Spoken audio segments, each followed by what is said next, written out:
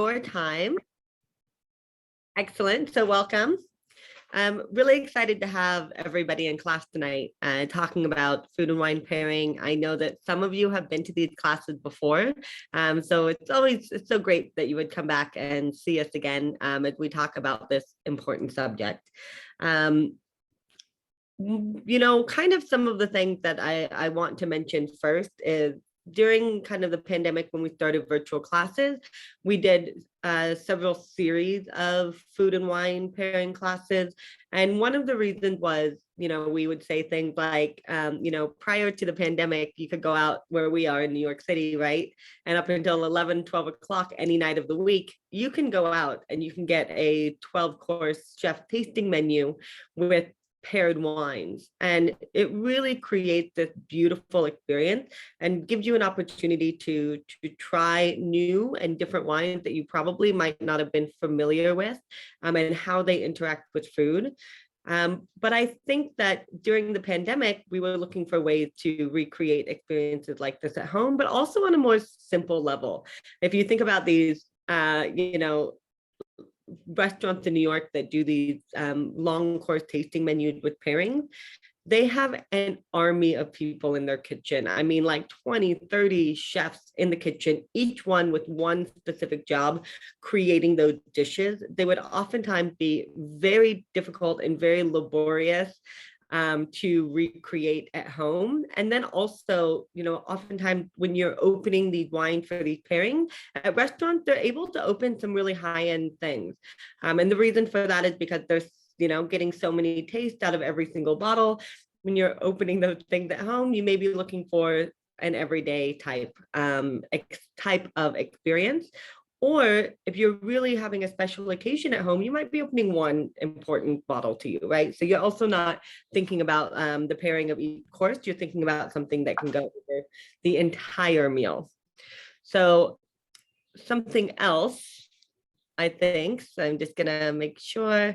So I'm just gonna go ahead. I already just dived right into it. So let's just like start on the kind of like housekeeping, which of there isn't any. So welcome everybody. We're just talking quickly about kind of some of the ideas of food and wine pairing and why we would want to have these classes.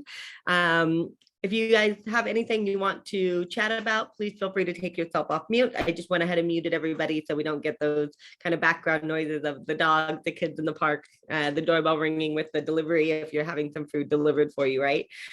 So we were just discussing sort of some of the ideas of why we started these food and wine pairing classes. And the main reason is that we think that these long tasting menus can be really fantastic, but they don't give you the tools that you need to really be able to pair food and wine on your own. And I think oftentimes they somewhat intimidate people into thinking that we don't naturally know how to pair and balance flavors and the texture of food and wine ourselves, which isn't true. Because when we think about food and wine pairing, you should always sort of think from the idea of a chef, right? And how, as you're tasting your food as you go along, how you might be thinking about managing some of the different flavors or structures, like the acidity, right? Or the tannin or the fat that you might feel in your food with other ingredients in your kitchen. And you can use wine the same way. Also, oftentimes, all of these sort of tasting menus, or if you've been to a winery where they paired, Cuvée X wine with chocolate shop X chocolate, these two things have been tasted and vetted together. Now, also wine, of course, will change. Chocolate can change based on the seasonality of the ingredients, but usually it stays the same, right? So it would be difficult, one, for you to go home, and if you could never find that chocolate and that wine, to 100% recreate that pairing. So if you don't know why they work together and what you can use in the case of Cuvée X wine and X chocolate bar yourself, you might never be able to recreate an experience that's just as good. So what we want to do with this class is teach you the basics of food and wine pairing, the fundamentals of why and how it works. And it's actually really easy. And the biggest thing is that you should always experiment with food and wine pairing, and you should always think about the people and the company that you're enjoying. We always like to say that the best pairing is always the people that you're with, right? Because I could bring you the best food and wine pairing that you've ever had, but if you're not enjoying the people that you're spending time with, you're never going to remember that experience in the best way. So okay, so let's get started. So I sent you a list of sort of a general, very vague guideline of how you could think about putting together some flavors on a plate with some wine. Now, the reason that it was very vague is because we're not all coming from the same place. We're probably not all going to be able to source the exact same wine and the exact same foods. So what I gave you was a guideline of textures and flavors and varying levels of things like fat, acidity, tannin, and so forth, sweetness, right? So that you could source anything that mimics some of those flavors. I also want you to be able to look into your fridge and your cellar and choose things that you already have, because I think a lot of us cook that way. I think it's summertime, so we're going to look at food and wine pairing from a lot of seasonal ingredients today. But it's summertime, you know, it's going to happen where you get a call from your friend, you're already out, and they say, I'm barbecuing, come over, or I'm in Central Park, grab a bottle of wine and get over here. Where are you? And you're going to be stopping in a wine store or somewhere that you don't know to pick something up and bring with you. So if I told you you could only have X wine and that shop doesn't have it, then that would be a disservice to you. So I put together, I didn't plan this ahead of time. I just came home today and I was like, okay, what do I have in my fridge that mimics these flavors and these textural elements on the palate, right? So, I mean, you can just see here, and I won't really be eating a lot during class because that's kind of weird on camera, but I hope that you will be definitely jump up if you want to go grab something else to nibble on or some more wine. So I put together a little bit of fig jam, right? This gives us something sweet. I have some sun-dried tomatoes here in my fridge, something also kind of sweet and salty. Here I just have some olives that were in my fridge. They're both fatty and salty. I needed something with acid. I cut a lemon wedge. You could use any type of citrus that you have. You could also use something like vinegar if that's something that's available. And I just had a couple types of cheese. So one's a farmer called Bloomsday. It comes from the farmer's market. I also get a lot of my food from the farmer's market. This is from Ronnie Brook Farm. So it's a fatty sort of triple cream camembert style cheese. I mean, you could just as easily use butter in place of a cheese. I have a little salami that was in the fridge as well. And then I just picked 3 wines that I had at home. And I wanted them to be a little bit different so that you could also see the effect of just choosing wines of a certain style instead of only one grape variety or one region. So my first wine is Moulin-Courtois. This is a winery coming from the Pfalz region of Germany. The grape is called Weissburgunder, which is the same grape known as what we call Pinot Blanc. So it is not an offspring, it is a mutation of Pinot Noir, just as Pinot Gris or Pinot Grigio are. It is high acid, it's salty, it's fresh, but because it's coming from further south in Germany, it does have a ripeness of fruit to it. So there is a little bit of like kind of peach and lemon curd, but it really takes the effect of that high acid kind of saline wine. In the place of this, you could have something like almost any type of sparkling wine, especially coming from Europe. You could have Sauvignon Blanc, you could have a dry style of Riesling, you could have a dry style of Chenin Blanc, you could have Albarino, you could have a dry Gruner Veltliner. As long as your wine is high acid, meaning that naturally the grape variety itself produces a lot of acidity, therefore it comes into the wine, it's going to make your palate salivate, right? What's on my plate that's acidic? The lemon, right? So anything that kind of like emulates the mouth-watering effects of vinegar or citrus or lemon, acidity, something like that, that's what you can have for your first wine. For my second wine, I poured an old world, lighter or medium bodied red wine. So again, I wanted to go like a little bit off the grid just to show you, it doesn't have to be Pinot Noir. It doesn't have to be, you know, kind of like a lighter style of Grenache. It doesn't have to be a Provençal rosé. It doesn't have to be Beaujolais, but it can still be Gamay. So this is Gamay coming from the Loire Valley, from a natural producer that I really love, Hervé Viamad. So this is a red wine that naturally tends to be higher in acidity. It's also coming from a cooler climate. That's why I selected something from northern France. So this is a red wine that is moderate in tannin, that sort of drying sensation, but it's a red wine that still has elevated acidity. So it's also going to make our palate salivate. So I thought about, I did just a little taste test of all of these things ahead of you coming because I just wanted to play around for myself. And my suggestion to you is that you begin to play around with your plate and your wines, because I also want you to try things that you think might not be great together and see why. You need to have those experiences. And it's very rare that you'll really find food and wine pairing that are terrible. Usually food and wine are really meant to go together. They have a great affinity for each other because of the characters of food and wine. So it is very rare that like you really missed the mark on something and it's like you don't want to have any more of it. Usually it would be more like it's okay together, none or the other really enhances one or the other, but they don't really detract either. So play around with your food and wine. So we'll see. I would imagine in something like my plate, probably the worst pairing would be like the fig jam and the high acid white wine, because the fig jam has too much sweetness. It makes, I actually tried this together, so I already know, but also based on my theory. So it really makes the dry white wine, or if you have a sparkling wine, taste kind of like seltzer water. Like it becomes really high acid and kind of like just sort of lemony and kind of bland and blah. You really need things when you have sweetness in food, you need some sugar in the wine or some fruit in the wine to hold up to that sweetness. So I did try the fig jam with my third wine, which is a Zinfandel coming from California. So I told you you could do a bigger, bolder, or more tannic red wine, as well as also like a rosé or a medium-bodied red wine, which I have in the Gamay. I selected a 2013 Zinfandel coming from California, but this is still more of a reserve style of Zin. So I'm sticking my face like right in the computer. It's a little bit more of a reserved style. This is a Schoolhouse 2013 Zinfandel coming from the Mayacamas Mountain. So it comes from Spring Mountain District. And it is a style of Zinfandel that does have that ripeness of fruit, that sort of almost like candied fruit and fig and craisin character to it. But it's also pretty moderate in alcohol. It's under 14%, 13.6 because of the higher elevation.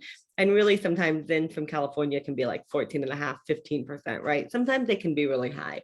So lower alcohol, and we'll get into this, tend to be a little bit more food friendly.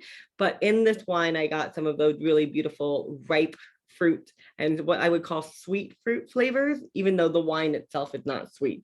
So that did hold up to my fig jam, and also to my sun-dried tomatoes that have that kind of sweetness from the concentration of the sugar and the flavor of the tomato, right? What do you think that my olives were really good with? Salty, briny, but also fatty. I haven't tried them yet with the Zin, but they were really fantastic with the Gamay. And it also was complementary in its flavor that brought out this kind of beautiful olive flavor out of the Gamay when I tried it as well. I didn't get to my cheeses or my meat yet, but we'll get there eventually. Does anybody have any questions before I share the slideshow? I know that was a lot. We just kind of went through right there. And as I mentioned, please feel free to put any questions into the chat box. I'll try to catch those and mention them too. If you have any questions about what you might be making for dinner tonight and you're looking for something to pair, please let me know as well. I'd be happy to make some suggestions if I can. And then, when it does come to making dinner at home and pairing wine, it's much easier to adjust the food you're cooking than the wine that's in the bottle, right? So I always tell people, when you're planning on having a meal that you're pairing with wine, please open your wine when you start cooking and taste it. Because then if the wine is more acidic or less acidic than you are anticipating based on the meal that you're cooking, you can make those adjustments in the food to make the food and the wine enhance each other better. This also gives you the opportunity to make sure that the wine is not cooked or spoiled, right? And it also gives us the opportunity to make sure that the wine is at the right temperature. So there's another important thing. We're in summer. Is your wine at the right temperature? That's a big deal. It makes a really big difference as well. So I really wanted to look at food and wine pairing. We actually have several different slides that we can use for kind of food and wine pairing before classes. We always, go through and update these slides, make sure that information hasn't changed, or we can add or take away anything that we think that's not relevant yet.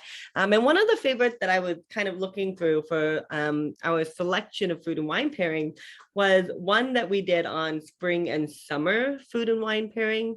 So I decided to use this as sort of a base of the presentation tonight.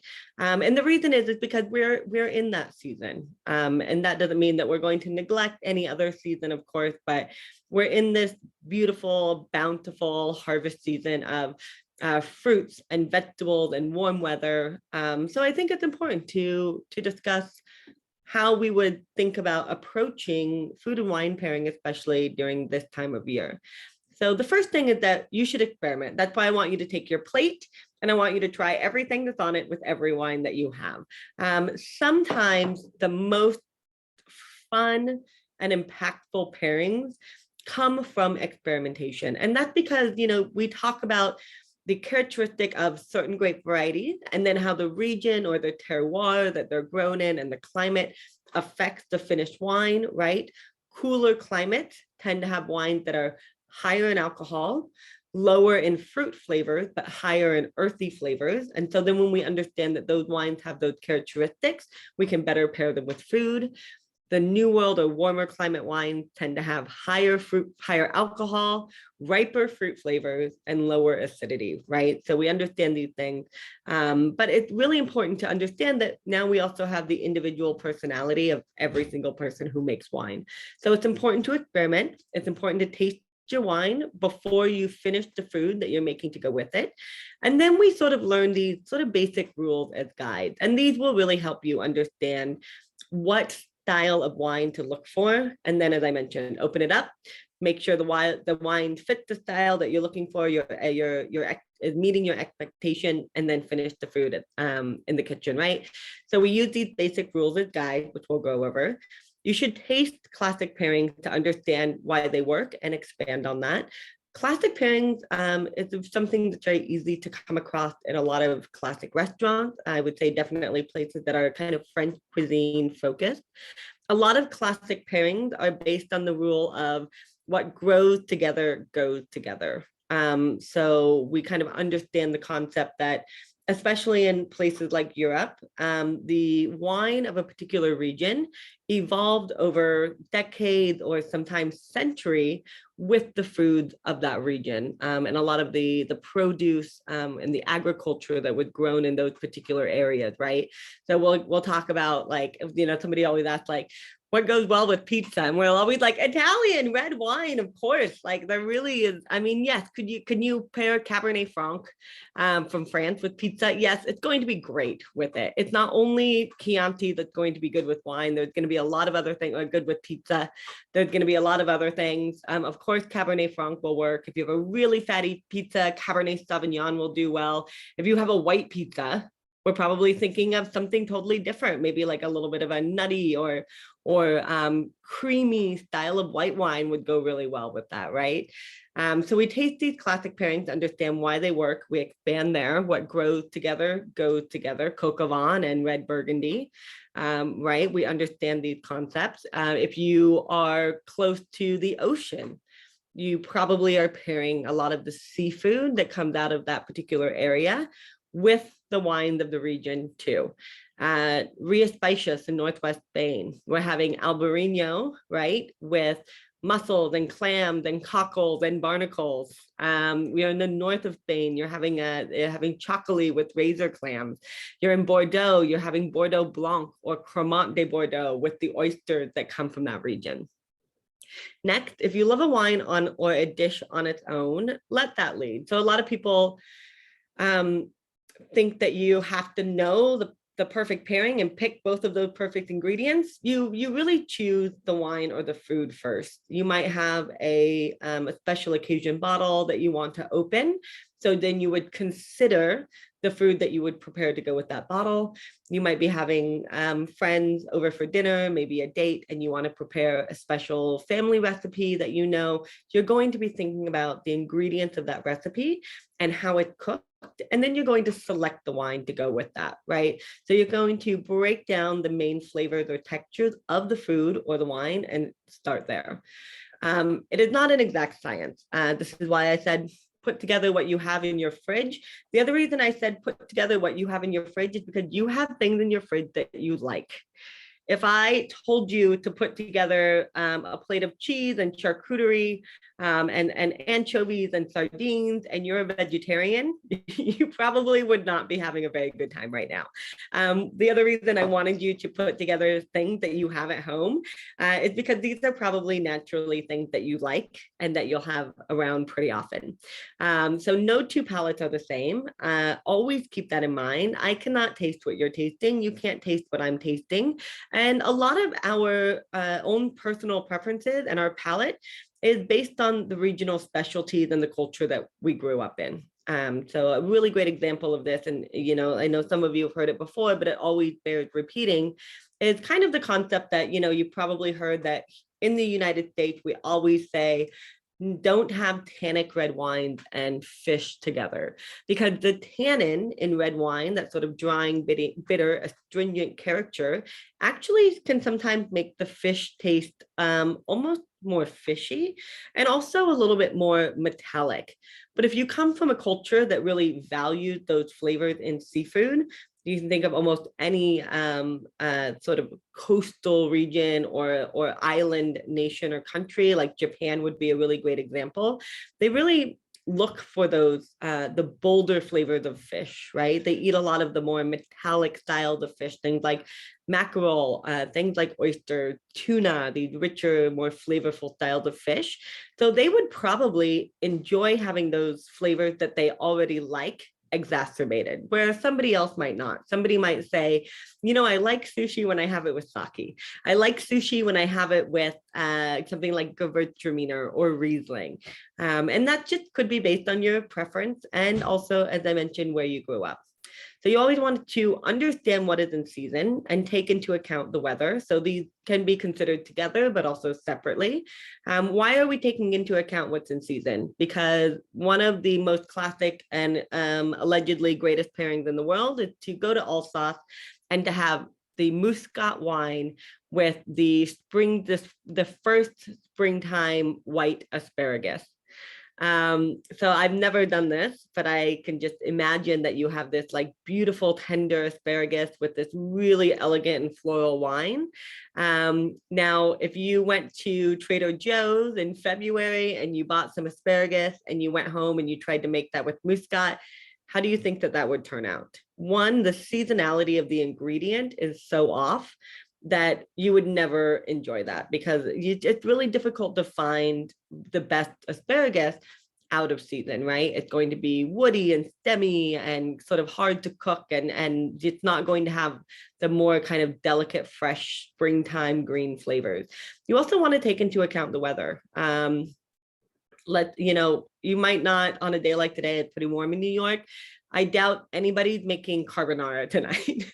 I might be like, I love a great carbonara, and I do. It's rich, it's cheesy, it's fatty, it's peppery, it's soothing, it's a comfort food. And you want to have that with a big, bold, rich red wine to cut through all of that fat, but maybe not today. Right? Same thing if we're going to the beach. Are you taking Napa Valley Cabernet? Probably not. You're taking Rosé, you're taking Muscadet, you're taking white wine, you're taking inexpensive wines. Also take into account, you want to make sure that not only do the quality of the ingredient and the quality of the wine match, of course, we want to think about the seasonality of the ingredient, but you really want the quality of the food and the quality of the wine to match the occasion. So this means we're probably not taking like the best bottle of champagne and the best caviar from Petrosian to like a beach party bash with like 100 people, right? Because what you really need for that situation is a plate of olives, some fried chicken, some popcorn, and a really classic but more simple and inexpensive bottle of white wine or rosé. So keep those in mind as well. So we're just coming out of the springtime vegetables, but I'm still seeing them at the market. And not everybody shops at the farmer's market. I'm really lucky that I have a great one right next to me on Saturdays. And I think that the price for what you get is well worth going to this market that I go to. So most of the week, for most of the week, I do my shopping here on Saturday mornings, and I get sort of what in season. And it's so exciting in the springtime when you start to move past. I mean, like, I love the fall time vegetables when they come, but by December I'm like, I cannot look at another squash. Like, please take me to the grocery store so I can buy a bag of lettuce. And I love those vegetables that you get in the winter time, but we're cooking them in a very different way. We're sauteing, we're braising, we're roasting, we're caramelizing these flavors. And oftentimes with the more winter and fall vegetables, we also add a lot of flavor to them in the forms of other styles of fat, like oils or butters or creams and seasoning, right?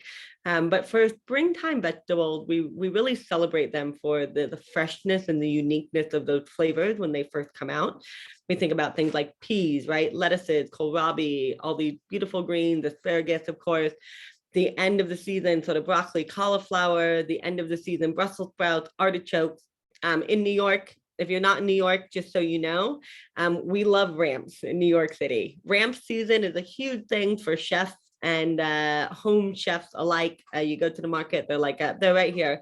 They're like this beautiful sort of springtime onion. They have this like really vibrant flavor that's kind of in between almost like a garlic and like a sweet onion. It's a really beautiful flavor, and you can cook them or you can mix them into things like pestos and salads. You can grill them. They're really cool. Morel mushrooms, the rhubarb is starting to come out during this time. When we start to move into the summer vegetables, in New York, we're not quite here yet. We're beginning to see the first of the tomatoes at the market, the first of the peaches at the market. I haven't seen the blueberries. I've been seeing the cherries, the watermelon, the eggplant. The tomatoes are not as ripe, where they almost taste like a strawberry yet. They have this beautiful acidity to them still, this very slightly underripe, but still really enjoyable style of tomato. We're just starting to begin to see corn, the younger summer squashes, right? Zucchini, green squash, radishes. So some of my favorites. I love getting fresh market radishes and just having them with a little bit of fresh butter. Cucumbers, I heard, yes, cucumbers too, of course. Yeah, I got a bunch of cucumbers the other day at the market too. And these are all vegetables that we feature heavily during the summer months. And we're really going to think about how fresh they are, then how you're going to cook them. So for a lot of these vegetables, we eat them raw, right? Cucumbers, we typically eat raw. We'll cook tomatoes, we'll eat raw. Even corn, sometimes we just shave off the cob, eat it raw in a salad. And so that's going to change whether you're having that raw corn or whether you're cooking or grilling or steaming it and putting butter on it, right? That's going to change what you probably will want to end up pairing. A couple of spring and summer wines you might just consider. Of course, we have rosé coming out. The most common places we'll see it: Provence, Bandol, Tavel, Loire Valley coming from France. The Rosados, Chocolate, I mentioned this earlier, the Basque region of Spain in the north, just across the border from France. Navarra is really well known for the more deeply pigmented rosés. This does not mean that they're sweeter, just that there's a longer maceration with the skins of the grape. We also see rosatos in Italy, the Chiaretto and Cerasuolo styles. In general, these were traditionally also more pigmented styles of rosé. This is because you would typically use a thicker skinned and more colored grape than you would see in places like Provence. But a lot of producers are sort of moving toward that more widely accepted and consumer loved kind of lighter, paler style. California, of course, we tend to move towards new whites in the towards more white wine in the spring and summer season. We also, just like we just talked about our vegetables not needing as much cooking, grilling, roasting, seasoning, things like that during the summer months, Our wines also need less makeup. So we kind of trend toward less oaky wines, things that are more transparent with the grape and the terroir in the glass. I personally really, really love lower alcohol wines. I don't specifically always select my wines this way, but oftentimes when I come home, like after work, and if I want to have a glass of wine, usually I'll see, oh, well, what do I have in the fridge? You know, every few weeks we kind of restock the fridge with wines and like, well, what do I have in the fridge? And I'll pick up my wine and like look at the alcohol level because I might be like, you know, it's still a weeknight, even though I want to have a glass of wine. I want to have something that's 11.5% alcohol and not 13.5% alcohol, right? And during the summer months, when we're spending a lot of time outside, it's much warmer. We really want to be more careful about wines that are lower in alcohol for our own personal consumption, but also because they do tend to pair better with food than their higher alcohol counterpart. We also want to make sure that our wines are served cooler as the weather warms. The reds also get lighter in the summer times. We talk about the chillable red. It's such a big style in New York right now. People come in, do you have any chilled reds? People ask us all the time. And we do because it's a really fun, fresh, approachable style for the summer months. We look for wines that usually have lower tannin, that more bitter, astringent character on the palate that tends to dry out your mouth after you've taken a sip. It's kind of like sandpapery or more kind of cotton, like on your palate. And also for the reds, something that are lighter in alcohol too. Overall, and this is a very general rule, we like to say that whites are usually lower in alcohol than reds because you make red wines with the skins of the grape. They usually need to ripen longer than white wines, although there are some grape varieties that are the antithesis, kind of the opposite of this, depending on it. Riesling is a really long ripening grape. So in somewhere like Germany, you pick your Pinot Noir first and then your Riesling last because it needs that extra ripening season. So there are exceptions to the rule. And then, you know, warmer climate areas will always produce higher alcohol wines than cooler climate areas. Okay, I hope everybody's doing okay. I know we're going through a lot here today. So let's talk about some of those overall components of food and wine pairing that you can look for. And I will send out a copy of these, both the recording, so if you have to jump off, but also just a PDF of these slides, so you can go back and reference them anytime that you need to as well. So what are the overall components of food and wine that we consider when we're thinking about pairing, right? So one, we want to think about the structure of the wine. So the body, the weight, the alcohol, we already talked about all of those things. The level of acidity, again, what's acid? What's the acid on my plate? The lemon, right? The mouth-watering sensation that you get. Acidity makes your palate salivate. We want to think about the sugar levels in the wine and how that will pair with the different foods on the table, and the tannin. We know what sugar is. Sugar is the sweetness of the wine. Most wines that we drink are dry. There are some exceptions to this. And then we think about the tannin, bitter, astringent character of the wine itself. Most tannin comes from the skins of the grape of the wine. Usually wines that are more opaque or deeper in color in the glass will also have more tannin, although there are some exceptions to that too. We think about the main components of the dish. Is it sweet? Is it sour, right? Tart, acidic. So sweetness, same thing as sugar, right? Does it have sugar? And sugar is not always in the form of only added sugar, right? If we have fruit, you're adding sugar to the dish. If there's a plum sauce, you're adding sugar to the dish. If you are caramelizing, if you are roasting something, you're concentrating the sugars of the food. So in a way, you're adding a little sweetness there too. Think about when you roast a squash low and slow, or sear a squash during the winter, you create caramelization and a sweeter flavor, right? So sour, what does that mean? That means the acidity, right? Sour is usually thought of as this tart characteristic. So we think of sour in things like lemon with high acidity, other types of citrus. Vinegars can be sour. Underripe fruits and vegetables can be sour because they haven't developed that sugar. They're higher in acid. We think of things that have bitterness to them. And I also think oftentimes, you know, tannin can be bitter. Some white grapes naturally have a little bitterness to them as well. A really great example would be Pinot Grigio. There's a little bitterness to it sometimes. We think about the saltiness in food, the fat, the umami character of food, and then the spice too, right? And then also it's not just enough to think about the flavors of your food, but also the texture, because the texture of your food, oftentimes people think of only the protein as what to pair, but usually the protein, or sometimes the protein is not the main flavor of the dish. So a great example would be like chicken. Sometimes, like, I refer to chicken as almost like a neutral solid. It's really either how you're cooking it. Are you frying? Are you roasting? Are you pan-searing? And usually how you're flavoring it. Are we talking like a lemon and caper sauce, right? What are you going to serve? So if you want to say, what are you having for dinner? Oh, you're having chicken? Oh, well, that's, great. Have a Russian River Valley Pinot Noir. Sure, that would be great, except now you find out that your chicken had lemon and capers. What do you need? You need a high acid wine. Why? Because it matches the acidity of the lemon, but also tempers the brininess of the capers, right? If we're talking about a chicken in cream sauce, perhaps we're thinking about a more creamy, full-bodied white wine. So something like Chardonnay would be really beautiful, Marsanne Roussanne. If we're thinking about coq au vin, chicken in red wine sauce, what are we having? We're thinking of that Pinot Noir. We're thinking of that Gamay, right? If we're having fried chicken, we're thinking about having also your high acid white or your sparkling wine. We'll get to that.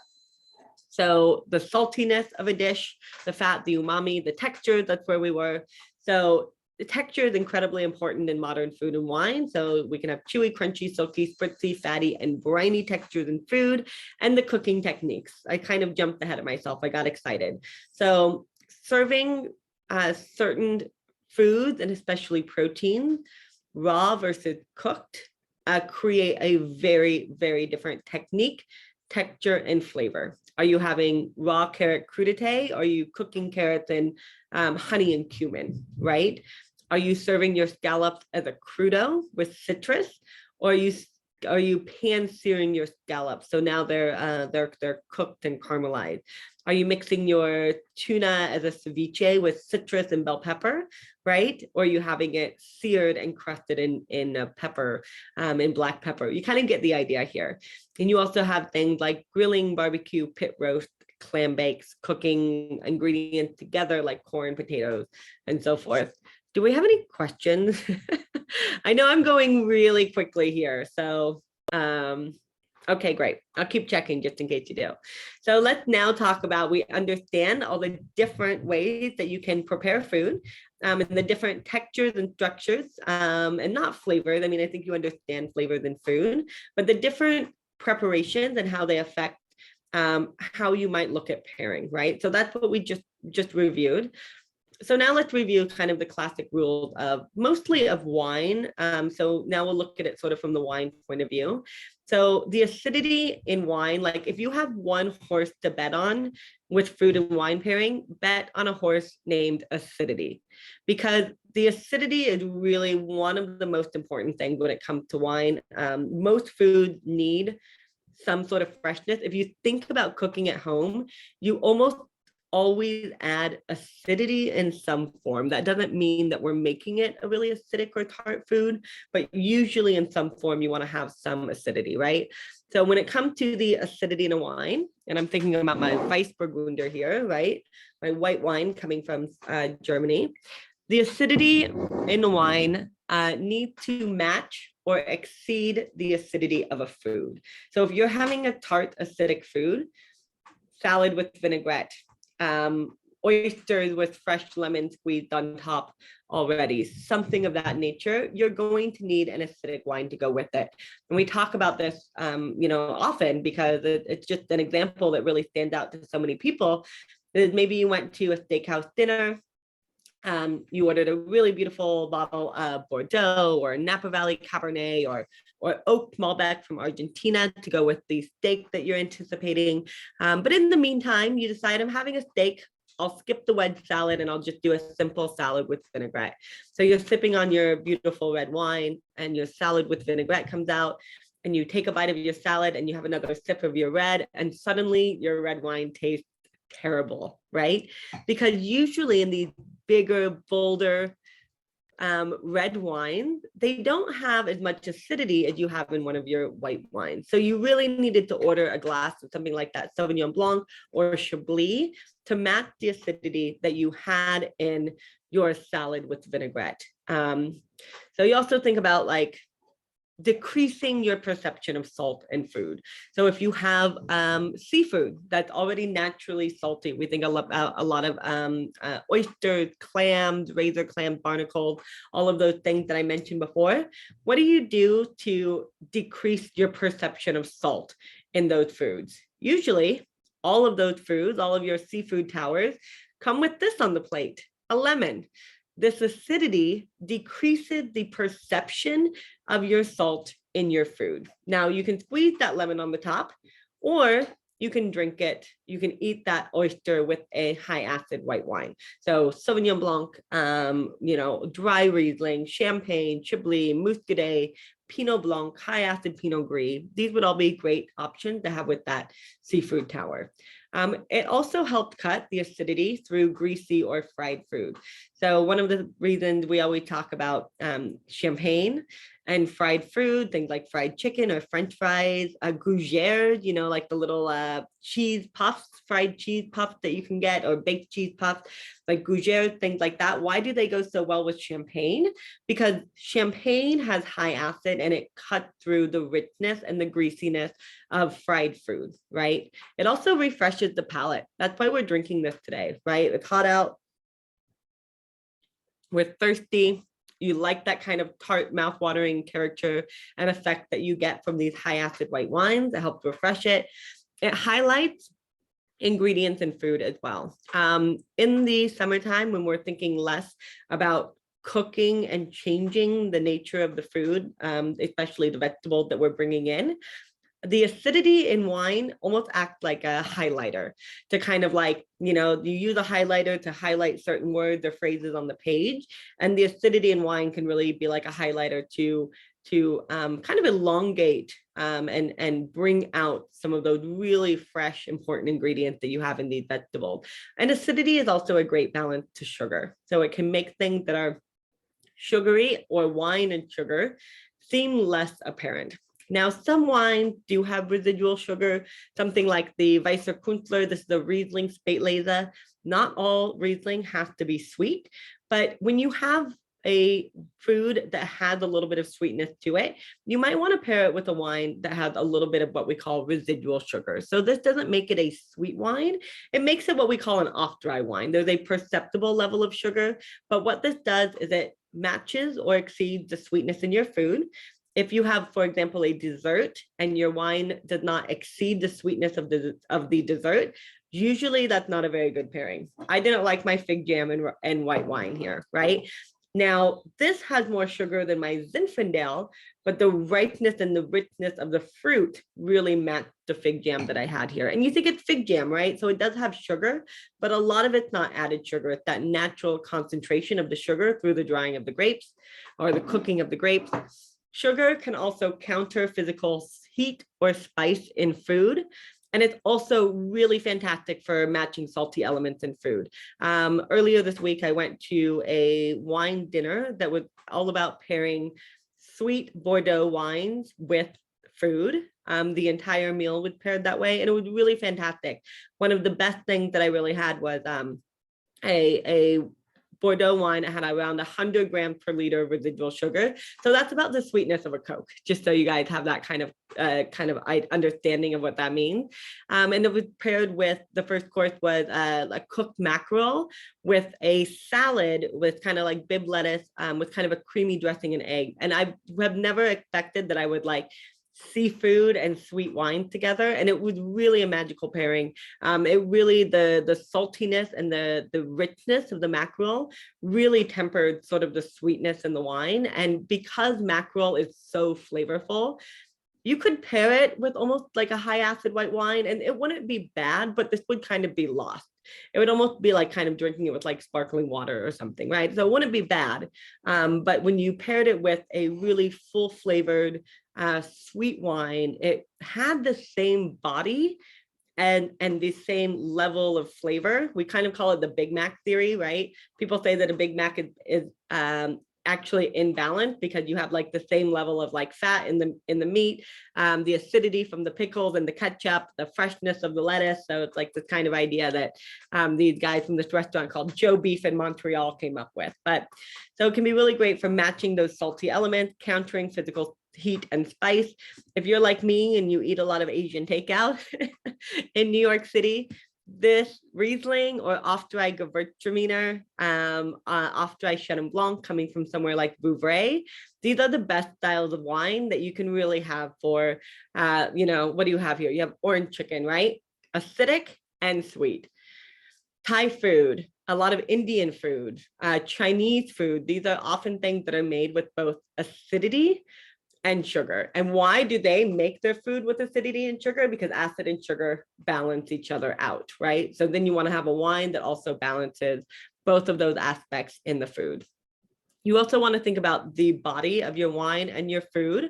Just like I said with the sweet white wine and the mackerel, those things worked really well because the body of each matched each other. Also, as I mentioned, the level of flavor matched each other. So the weight of the wine and the food should match. Otherwise, one might overwhelm the other.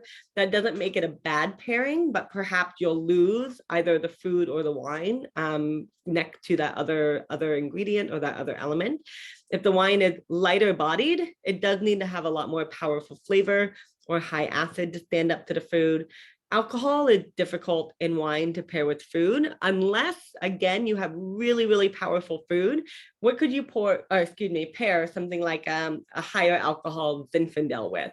Well, it'd be really fantastic with not spicy, but spiced foods, right? That already have a lot of flavor. Things like barbecue, things like pulled pork that have like a little sugar, vinegar, tomato to them already, could be a really great pairing for something like this. A really rich cheese that needs a little heat to balance it out could also be great with something like Zinfandel. So alcohol does balance the weight in the body, but that the spice in your food, if it is not spice, but if it is spicy, will exaggerate that burn. Think about the same idea if you've ever been at the Super Bowl Sunday having hot wings, and you had like maybe a drink of like a whiskey and Coke, and that really exacerbated the burn of the hot wing, right? You want something lower in alcohol, like that beer or that lager, to go with that hot wing rather than something higher in alcohol. So we talked about the flavors. Salt, we know it goes well with sweet or fruity food. It can soften the tannins as well, but can be careful because it can also be exaggerated. Oak is best in small doses as well. So you want to, the flavors of oak are kind of like this sort of sweet cinnamon, clove, nutmeg, allspice. So if you have food that has those spices, you can certainly pair red or white wine that's been aged in oak, usually something like Chardonnay or Cabernet Sauvignon. But you also think it also sometimes adds like a smoke or a char or a toast to the wine. So an oaked wine that had that smoke or that tar, that char or toast can go really well with grilled styles of food, right? Where you get some of that smoke, that char, that toast on it. That makes sense, right? We think about kind of like a brown butter. Brown butter can go really well with Chardonnay, that's buttery, but that's also aged in oak and has some of that caramelized flavor to it already. Overall, if you have a very delicate or light food, oaked wine will really overwhelm that. Thing with nuts would be really good with oaked wines, right? Because you get a little of that nuttiness in wine too, especially in whites. So fruits, herbs, vegetables, spices, we want to mirror or contrast the flavors. You can do either. Tannin in wine, we mentioned this too. So one of the things that we haven't talked about yet, we know that tannin on its own in a wine, Cabernet, Malbec, Syrah, these are all examples of wines that have tannin. A lot of Italian red wines, Sangiovese from Chianti or Brunello, Nebbiolo from Barbaresco or Barolo. These are wines that tend to have a lot of tannin, that drying sensation. So we know what it does to your palate, but how do you pair tannin with food? So tannin actually softens protein and fat will actually soften the tannin in wine. So if anybody here is a fan of drinking something like black tea usually has a very tannic palate to it, right? It's like a little bitter, a little astringent. That's the tannin you get in the tea leaf. We usually add what to tea to make it less bitter or less tannic? We add milk. We add some sort of fat to our tea. So this is why we oftentimes say, why does this hamburger have red meat cooked on the grill? It's a fattier style of meat. We have cheese, which is fatty. We have bacon, which is fatty. What do we want to do with that? We want to add a tannic red wine, because that tannic red wine might be too austere on its own, but all that protein and fat in the burger will help soften the tannin. Also, that tannin dries out our palate. So once we take a bite of that fatty food again, that flavor really explodes on the palate, right? It's why this like medium rare kind of fatty ribeye is so great with this tannic red wine. And if anybody is a vegetarian, I did make some suggestions for vegetable to go with some of these things too. One of the reasons we mentioned earlier that fish and tannin can sometimes create a little bit of a metallic flavor, or it can enhance the fishiness, and not in a bad way, because oftentimes we think of the fishiness of fish as meaning it's bad, but it can really just enhance the flavor of the fish. So if you prefer more mild fish on its own, you probably would not like fish with red wine. If you really like those flavors, try it with a tannic red wine. Maybe you will really enjoy that. We also think about the oils, fat, and butter in food. We want to use the acid and the tannin to help balance, and it can be really effective to use these wines with acidity and also with tannin. So what are we considering? The main ingredients, the method of production, how we're cooking it, right? And also the flavors that we're adding through side dishes and condiments. Are we having like, a papaya salad with vinaigrette, right? Are we thinking about the duck spring rolls with this kind of sweet and sour Thai chili sauce on the side? What can we have with some of these wines? So I hope that was helpful. So the next like 6 to 8 slides are all just like this. As in they're examples of the most kind of classic. Now I use some sort of esoteric styles of wine because I just wanted to show you, consider the character and nature of the wine and not only the grape variety or where it comes from. You might not know Weissburgunder though. And if you don't, that's okay. What you would do is you would walk into a wine shop and you would say, I'm making, whatever it is. And if you're making a salad with vinaigrette, if you're focusing on these fresh market vegetables, you're going to say, I need a high acid white wine. And they might say, we have Sauvignon Blanc, we have dry Riesling, we have Chablis, a style of Chardonnay that's high acid and usually unoaked. And you might say, do you have anything else? Maybe something I haven't tried before. Maybe they would suggest something like this, right? So if you love Riesling, usually it's lighter embodied. It does have often, but not always, has some of that residual sugar to it, right? I love a very lightly off dry Riesling with something like fish tacos with like mango or pineapple salsa. Also, if you think about Riesling with kind of the salty pork that you might get, that high acid or a little bit of that sweetness cutting through the richness of a pork chop, or even like applesauce that you might serve with it. It tends to be high in acid. Almost always it has flavors of apricot, white peach, and citrus.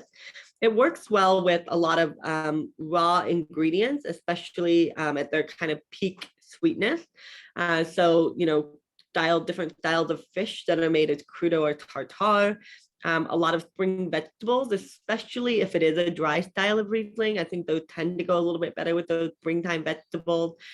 It's great with spicy foods, especially when it's low in alcohol. We know that spice in food exaggerates the alcohol in wine. So if a Riesling has sugar, it is usually naturally lower in alcohol because sugar is what becomes alcohol in wine. So if it's remaining in your bottle of Riesling, it probably means that the alcohol is lower. It can go well with acidic food like the vinaigrette, especially if they do happen to be kind of fruit-based vinaigrettes or vinaigrette salad with fruit in it. It can go well with fruits that are in season. You think of an off-dry Riesling with ripe peaches, right? That could be really nice. A tame spice, it's really great to cut through the richness of these kind of like like brie or camembert or triple cream style of cheeses. I also love it with smoked fish. I get smoked fish at my farmer's market in Fort Greene too. Smoked bluefish, smoked mackerel can be really fantastic. And then if you think about those sauces that might have a little sweetness to them in the form of adding, a little bit of brown sugar or fruit, as we mentioned, here you have the Thai chili sauce, right? The spicy Thai chilies, but with sweetness that tempers the spice, right? What are you doing here? See, naturally pairing, creating a dish of balance right here. Now, you may have never thought of this before when you went to your Thai place and you ordered duck spring rolls and they came with Thai chili sauce.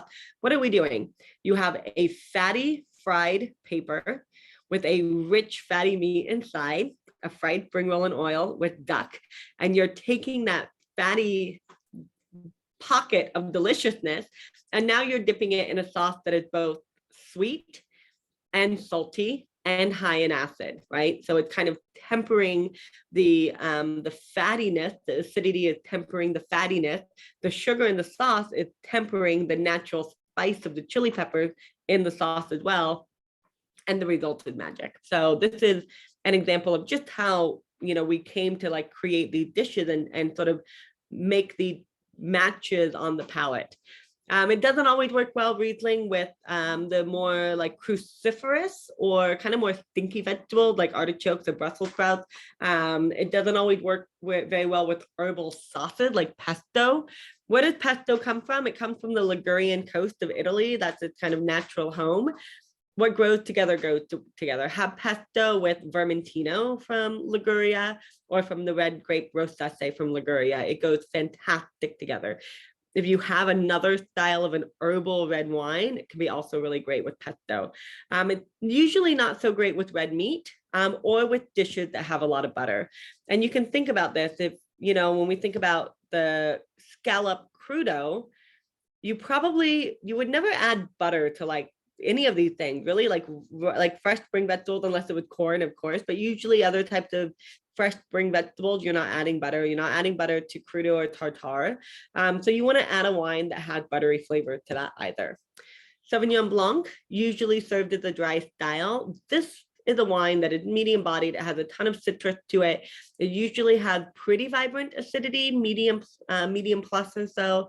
And it has flavors that are already herbaceous and pungent. They already have green, vegetal, and herbal flavors to it. People say cut grass, green bell pepper, jalapeno, green tea, green tobacco characters to it, right?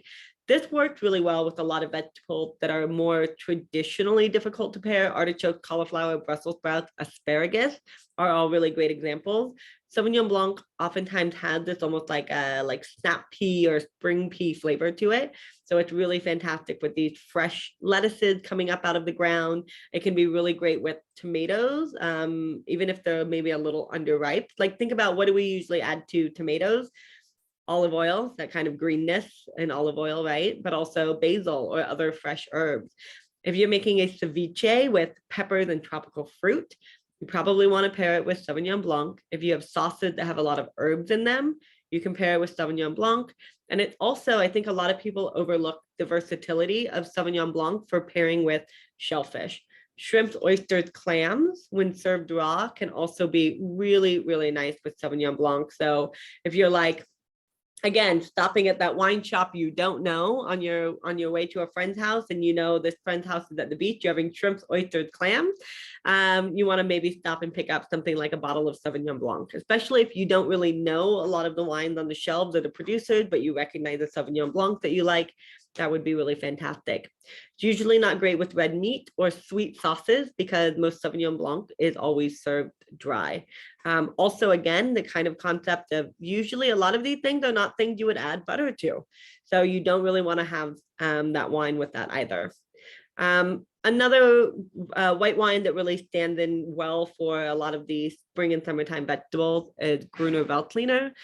We oftentimes suggest Gruner Veltliner as kind of a alternative to Sauvignon Blanc.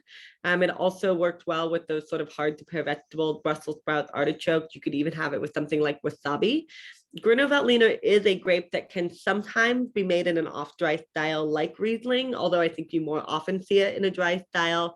It's great with salad. It can also be wonderful with things like schnitzel. Why? You're taking a pork cutlet, you're dipping it in batter and you're frying it. So also we see that medium plus acidity that had this white pepper, this radish, so it matches high acid.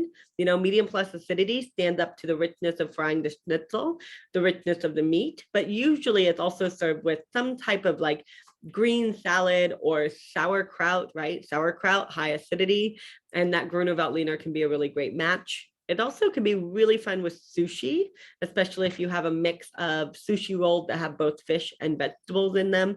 It can also be really great with Indian foods because it has that kind of like white pepper. Gruner Veltliner has a little bit of a spicy flavor in terms of the sort of vegetal and peppery qualities of it.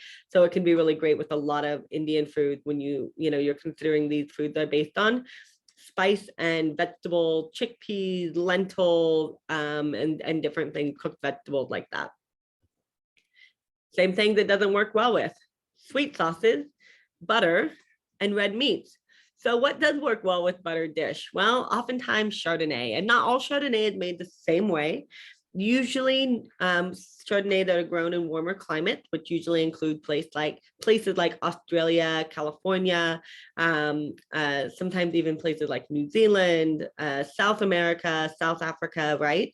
These are areas that tend to have riper fruit flavors, can usually withstand more oak, and might be made in a way that gives them a very buttery profile. That doesn't mean that all white wine coming or all Chardonnay coming from California is made in this style.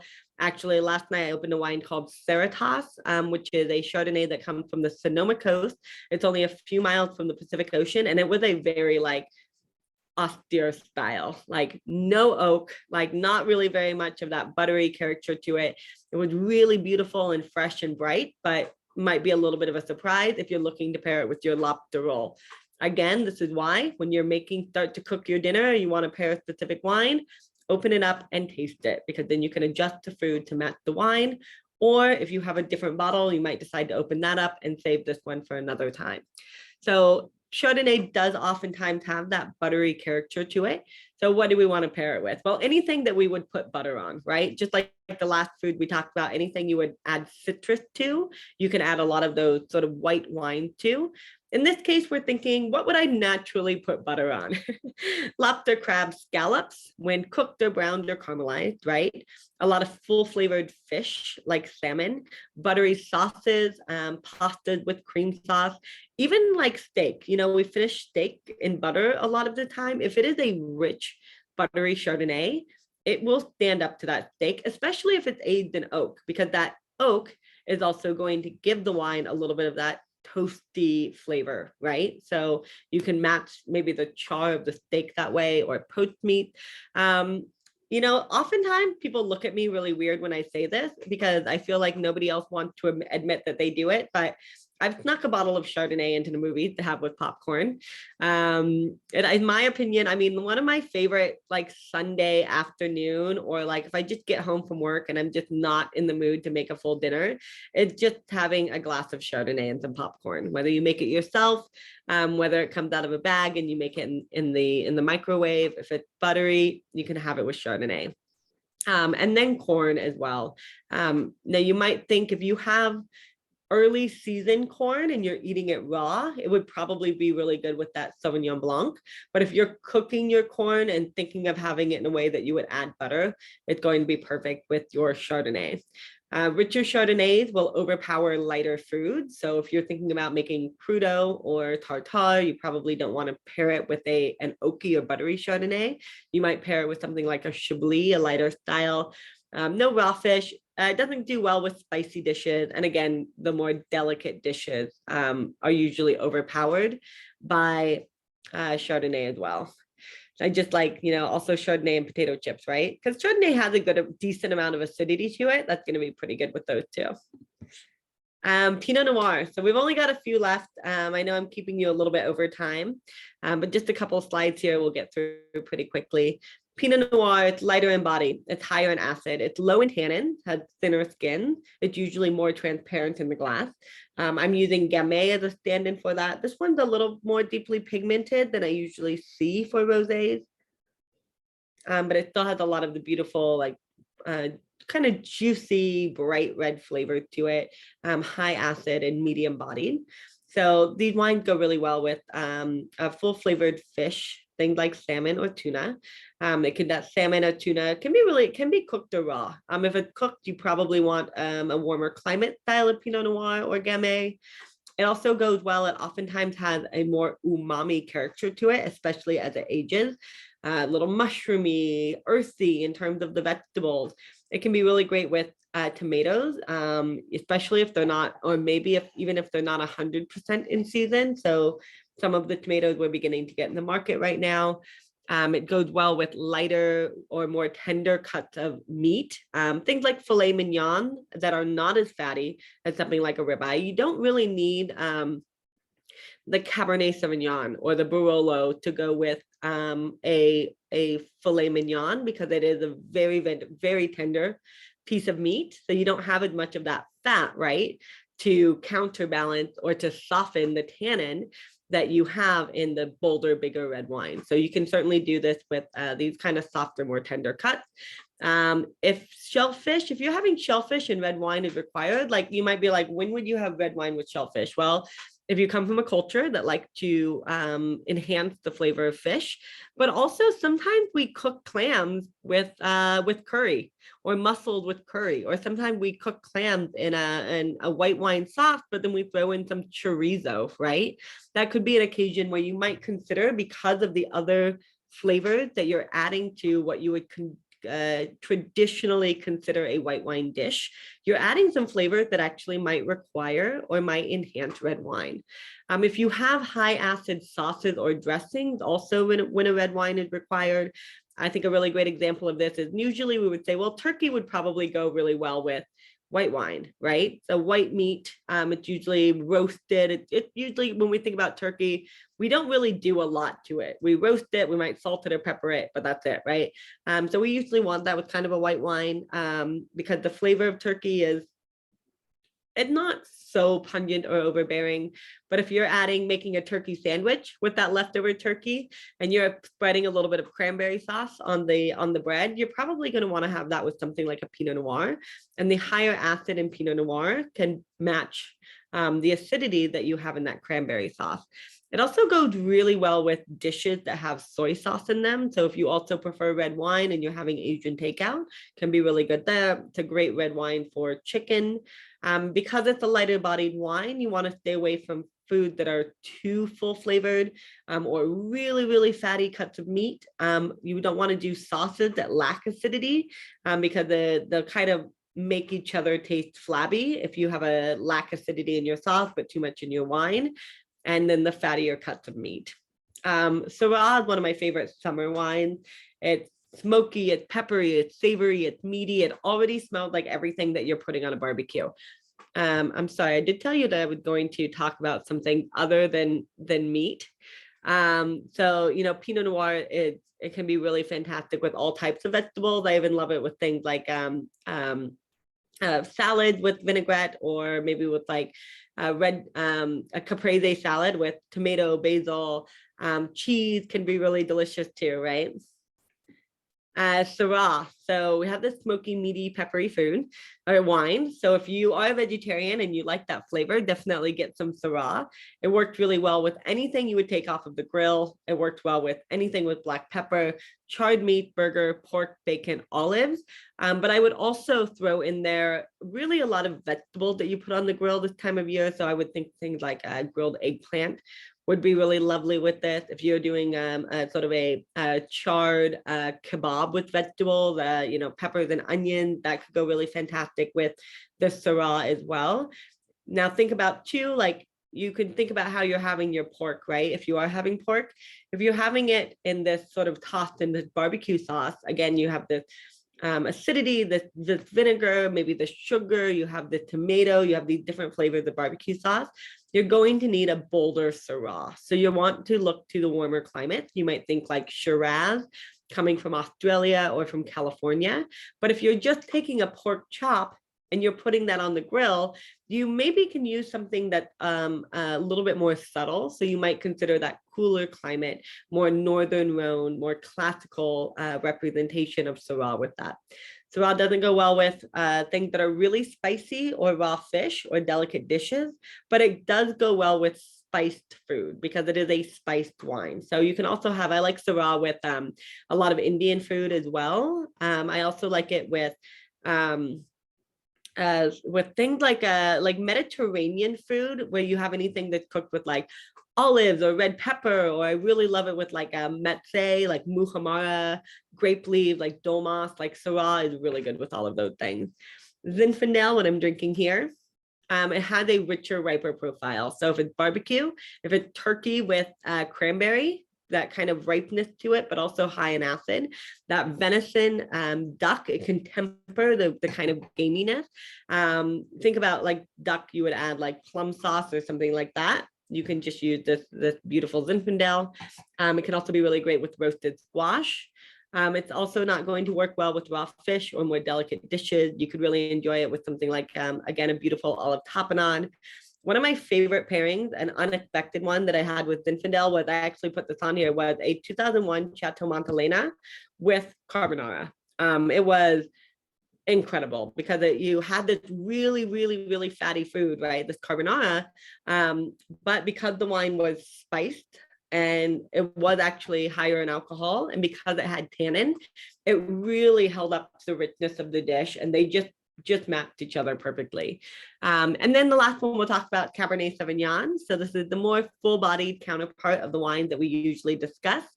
You can really have this with your fattier styles of red meat. Again, grilled food, because Cabernet Sauvignon is usually aged in oak. It's also really great with more bitter food. So if you're thinking about the kind of like more bitter charred vegetables that you might throw on the grill, or if you're into they call it a newer trend, although, you know, my partner had done it for years, but if anybody's seen like the kind of newer trend of actually grilling lettuce, you take lettuce, you put it on the grill, it has the kind of like smoky character to it. You can have that. If you have the more bitter styles of green, like endive that you have here with radicchio, maybe, you know, I'm trying to be on a diet because it's summertime, even though I have this plate in front of me. Maybe I want to make nachos, but I want to, you know, make it a little bit healthier.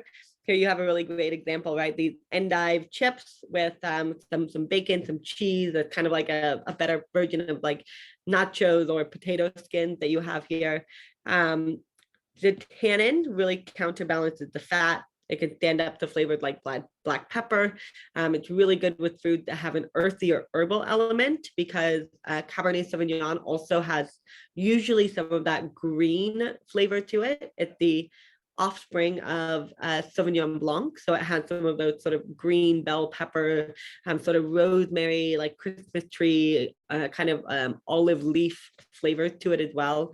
Because Cabernet is a bolder wine, it does it's overbearing to more delicate or subtle dishes. It's not so great with like really strong cheeses. I do like it with like sort of mild flavored but hard cheeses. It can be really great with things like cheddar. It's not great with spicy food. New World Cabernet, places like California, tend to be higher in alcohol. The tannin and the alcohol really exacerbate the spice. So while I would have like Syrah with Indian food, I would not have Cabernet with Indian food. It doesn't do well with dishes that have no fat or no protein. And it also doesn't usually work well with chocolate. So this is kind of a misnomer. Merlot and things like Zinfandel are really great with chocolate. Cabernet Sauvignon, the more bitter the wine, the more bitter or tannic the wine, the more bitter or tannic you need the chocolate to be. So where you could do like Merlot with milk chocolate, you would have to do Cabernet with a higher percentage of cocoa in it. So you would think those like 72, 80%, 85% dark chocolate would be much better with something like Cabernet Sauvignon. I'm so sorry to keep you over. Does anybody have any questions? I feel like everybody was so kind of silent. I hope it was because you were absorbing everything. Did anybody have any comments on what they put together to snack on that they wanted to make? Did anybody take their lemon wedge? I'm gonna do it now. See it? I'm gonna do it right now. I'm gonna take my lemon and I'm gonna take a little, that's tart, that's a real lemon. And then I'm gonna taste it with the red wine. I mean, it's not like the worst thing. I mean, it's not the worst thing in the world. So I said, normally, you will be very hard pressed to find pairings that are terrible together because wine and food go together. They have a natural affinity, but it made this wine taste a little bit more like vinegary. It did, not in like a way that it was terrible, but it wasn't the most pleasant, and it didn't really make me want to have like these things together again. But if I take, I did this earlier, I take something like my fatty and acidic olive. Now I still have acidity. Sorry, talking with an olive in my mouth. I still have acidity, but now I have fat.